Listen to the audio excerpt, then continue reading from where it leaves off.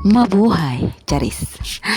So here's the video part 2 of my Liwas journey. So yung part 1, hanapin nyo na lang kung gusto nyo. Walang pilitan to, okay? Bali second day na namin to sa Abu Dhabi. And ito yung part na pumunta kami at nagbiyahe kami papunta doon sa Liwa. Ano nga ba yung Liwa? Hindi ko rin alam.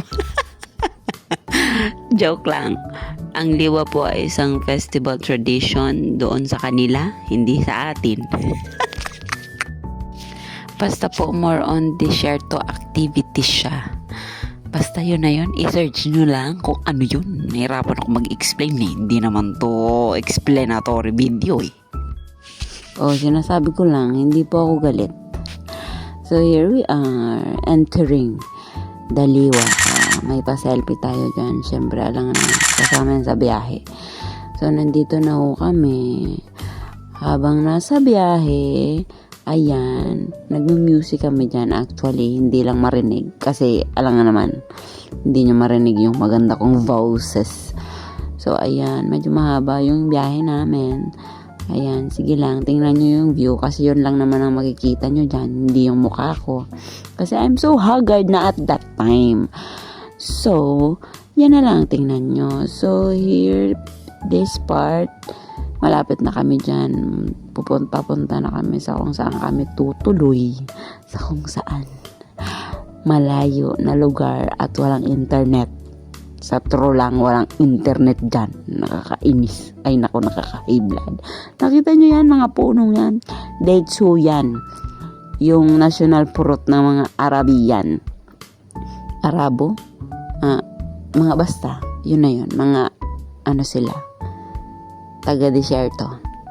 Hindi yung dates na hindi ka pinanindigan. Dates ho yung prutas. At this moment ho, pagkatapos namin dumating, nagbiyahe kami, ayan na, sumakay ako sa anong tawag dyan, B.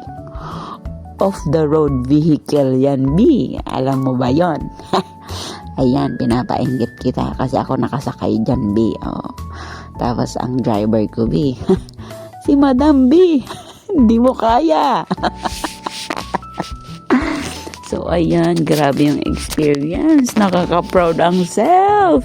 Tingnan nyo yan, desierto, napaka-pino. Kung pwede lang iuwi sa Philippines, inuwi ko na, B. Tingnan nyo, grabe. I'm so amazed. With the view, with the sun, with everything. Grabe, everybody. Tingnan nyo yan. Very much appreciated. Kasi libre na yung travel o libre pa yung view. So, sana rin kayo ma-experience nyo yan. Pero ngayon, mainggit lang muna kayo dyan. So, ito na lang po. Dito na lang tayo. Hanggang sa muli. Bye. Thank you.